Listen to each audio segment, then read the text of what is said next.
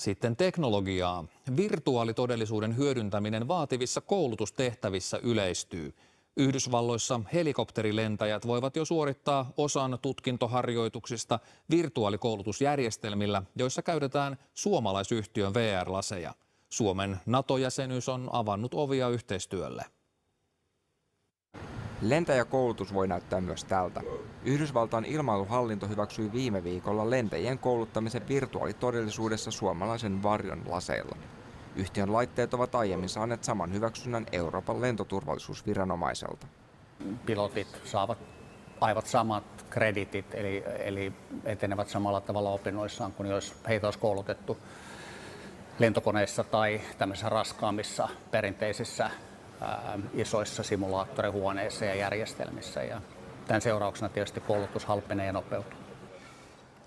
Nämä Varjon lasit on kehitetty vaativaan ammattikäyttöön. Siinä missä esimerkiksi Apple Vision Pro-lasit on suunniteltu lähinnä sähköpostien lähettelyyn reittilennoilta, niin näiden lasien avulla koulutetaan esimerkiksi hävittäjälentäjiä.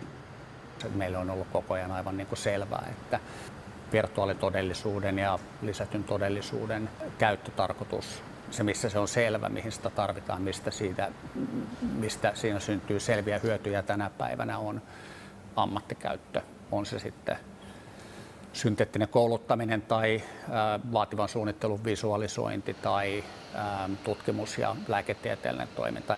Merkittävä osa Varjon asiakkaista toimii ilmailu- ja puolustusteollisuudessa. Yhtiön asiakkaisiin lukeutuu muun muassa Lockheed Martin, Airbus, Boeing ja Yhdysvaltain armeija. Suomen NATO-jäsenyys on Toikkasen mukaan avannut yhtiölle uusia ovia. NATO-jäsenyys on vaikuttanut positiivisesti Varjon toimintaan, että on selvää, että jäsenyyden myötä me ollaan päästy mukaan hankkeisiin ja keskusteluihin, joihin me ei aikaisemmin oltaisi päästy puhtaasti sen takia, että ne rajoittuu ainoastaan NATO-jäseniin. Varjo julkisti uusimman 4. sukupolven laitemallistonsa viime vuoden lopulla. Uudet laitteet vaativat valtavan investoinnin tuotekehitykseen. Nyt yhtiö hakee vauhtia kasvuun 8 miljoonan euron rahoituskierroksella.